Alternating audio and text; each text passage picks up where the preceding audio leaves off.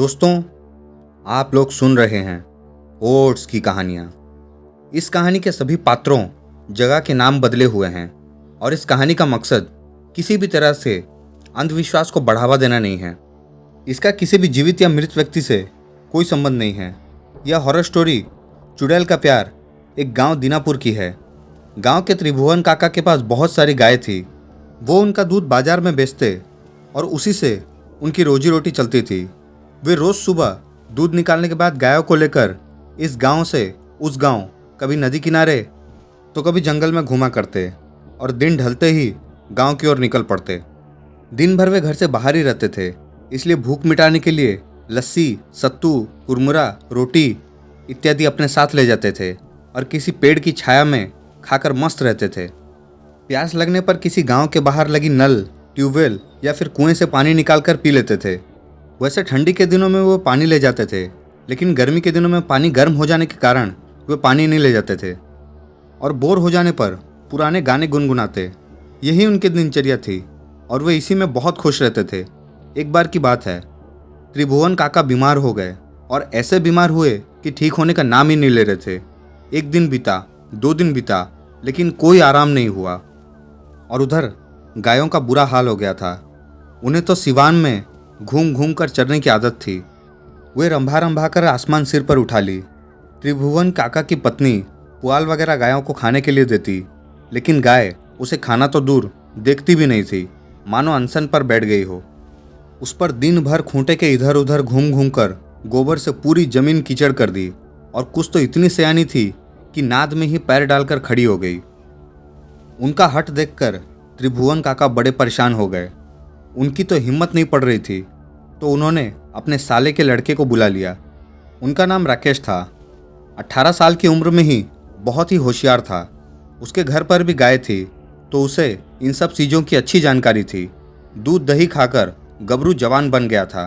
कोई उसे देखकर कोई कह ही नहीं सकता था कि वह 18 साल का है। उसने त्रिभुवन के सारे काम संभाल लिए। वह साथ में अपनी किताबें भी ले जाता और पेड़ की छाया में पढ़ाई भी करता। त्रिभुवन काका बड़े खुश हुए। गर्मी का दिन था।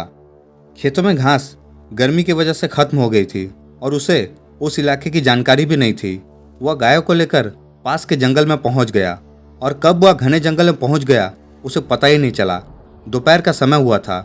राकेश को प्यास लगी थी। पानी गर्म हो जाने के कारण उसने पानी गिरा दिया था। वह इधर उधर जंगल में पानी की तलाश में घूमने लगा। अचानक उसे एक कुआं दिखाई दिया। उसकी जान में जान आई। वह झट से कुएं के पास पहुंचा तो देखा गर्मी के कारण पानी काफ़ी नीचे था। उसने एक छोटी सी बाल्टी, जिसे वह अपने साथ रखता था, उसे अपनी धोती से बांधकर पानी निकालने की कोशिश की, लेकिन कामयाब नहीं हुआ। पानी काफ़ी नीचे था। उसने बहुत कोशिश की, लेकिन कुछ भी नहीं हुआ। वह थक गया था और पसीने से पूरी तरह भीग गया था। वह हार कर पेड़ की ओट लेकर बैठ गया। तभी उसे पायल की छम छम की आवाज़ सुनाई दी। वह चौंका कि इस जंगल में और दोपहर के समय कौन आ सकता है। उसने जैसे ही पीछे मुड़कर देखा तो एक बेहद खूबसूरत लड़की अपनी कातिलाना अदाओं के साथ राकेश की ओर चली आ रही थी। राकेश उसे एकटक देखता रह गया। उस किशोरी की खूबसूरती में राकेश खो गया था। पास आकर उस किशोरी ने नटखट अदा के साथ राकेश से पूछा, प्यास लगी है? मैं पिला दूं पानी? राकेश तो जैसे सूध बूध खो बैठा था। उसने घबरा कर हाँ में सिर हिला दिया।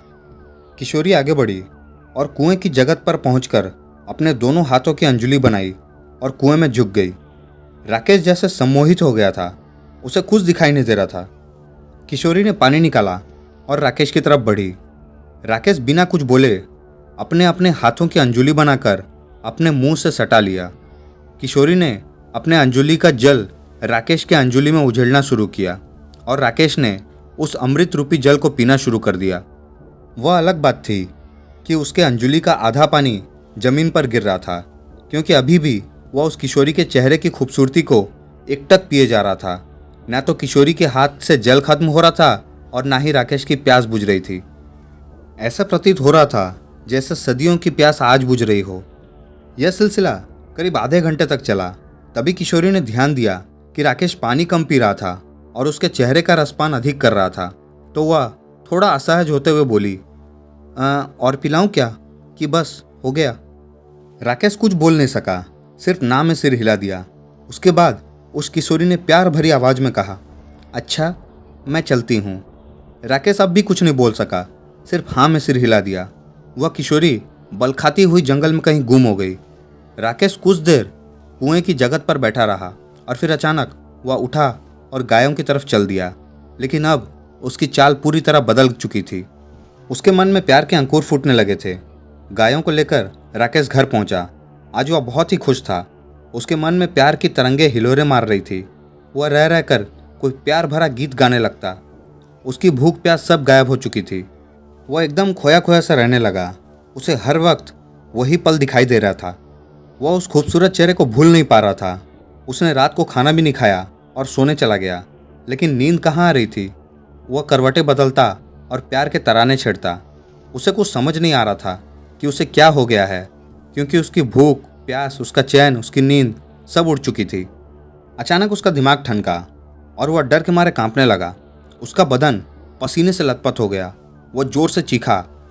जब तक त्रिभुवन काका और उनकी पत्नी आती, वह बेहोश हो चुका था। त्रिभुवन काका उसके चेहरे पर पानी छिड़के, लेकिन कोई फायदा नहीं हुआ। तभी त्रिभुवन काका की पत्नी इमरती देवी ने हनुमान चालीसा का पाठ शुरू किया। अभी 2 ही लाइन उन्होंने पढ़ी थी कि राकेश तेज आवाज में हंसा। लेकिन आश्चर्य की बात यह थी कि यह हंसी राकेश की ना होकर किसी लड़की की थी। अब तो त्रिभुवन काका और इमरती देवी के प्राण सूख गए। वे वहां से तेजी से निकले और पास के ही रामखिलावन ओझा के पास पहुंचे और सारा माजरा सुना दिया। इस पर ओझा ने कहा, जंगल में ही कोई बात हुई होगी, चलो घर चलकर देखते हैं। ओझा, त्रिभुवन काका और उनकी पत्नी जैसे ही बाहर निकले, एक काली बिल्ली ने तेजी से उनका रास्ता काटा। रामखिलावन ने कहा कि चुड़ैल कोई छोटी मोटी चुड़ैल नहीं है, इसे हम अकेले नहीं संभाल सकेंगे। आप गांव के और भी लोगों को साथ ले लो और वहाँ सभी लोग एक साथ गायत्री मंत्र का ऊंचे स्वर में जाप करेंगे और घंट और शंख भी बजाएंगे। वहाँ कोई थोड़ा भी नहीं डरेगा। वह तमाम तरह के हथकंडे अपनाएगी, कभी रोना, कभी मायूस होना, कभी डराना, लेकिन सबको पाठ जारी रखना है। जैसे ही सभी लोग त्रिभुवन काका के घर पहुंचे तो एक तेज हंसी के साथ ही राकेश छत की चारदीवारी पर चलने लगा। सबके होश उड़ गए, लेकिन किसी ने हार नहीं मानी और गायत्री मंत्र का जाप शुरू कर दिया और साथ ही शंख और घंटा भी बजाने लगे। रात के समय इस तरह की आवाज़ से अगल बगल के गांव वाले भी बहुत अचंभित हुए और गुटों में वे भी इस गांव की तरफ आने लगे। इधर ओझा ने अपने कार्य शुरू किए। जैसे जैसे ओझा के मंत्रों का प्रभाव बढ़ता गया, वह चुड़ैल और भी भयानक तरीके से लोगों को डराती। कभी वह उल्टे पांव चलती तो कभी छत पर उल्टा चलने लगती, तो कभी भीड़ के किसी एक खास की तरफ तेजी से बढ़ती, लेकिन वह किसी को छू नहीं पाती। 5 घंटे तक यह कार्यक्रम चला। सुबह के 4 बजने वाले थे, तभी ओझा की नज़र वहाँ गिरे गुलाब फूल पर पड़ी। उस पर खून लगा हुआ था। उसने वह फूल जैसे ही उठाने की कोशिश की, चुड़ैल खूब जोर से चिल्लाई और एक भयानक रूप बनाकर तेजी से ओझा की तरफ झपटी। लेकिन तब तक ओझा ने फूल को आग में डाल दिया और आग में डालते ही राकेश का शरीर शांत होने लगा और कुछ ही समय में एक तेज चित्कार के साथ एक काला गहरा धुआं राकेश के मुंह से निकला और राकेश उठकर बैठ गया। पूरा माहौल अब सामान्य हो चुका था। ओझा के पूछने पर राकेश ने सारी बातें बता दी और उसने बताया कि उसे रात को नींद नहीं आ रही थी। तभी वह चुड़ैल मेरे पास उसी लड़की के रूप में आई। तब मुझे शक हो गया। मैंने उससे उसका नाम पूछा, लेकिन वह कुछ नहीं बोल रही थी। उसने इस गुलाब के फूल के कांटे को मेरे अंगुली में चुभा दिया और जैसे ही इसमें खून लगा, वह अपने असली रूप में आ गई। इस घटना के बाद राकेश के साथ ही त्रिभुवन काका भी उस जंगल की तरफ जाना छोड़ दिए। लोग इस चुड़ैल का प्यार से काफ़ी हतप्रत थे। कई दिनों तक यह बात लोगों के बीच एक केंद्र बिंदु बनी रही। दोस्तों, अगर यह कहानी आप लोगों को पसंद आई तो चैनल को लाइक, शेयर, सब्सक्राइब जरूर करें और बेल आइकन को दबाने के साथ साथ ऑल पर भी क्लिक कर लें, ताकि और भी डरावनी और मज़ेदार कहानियाँ आप लोगों तक पहुँचती रहे।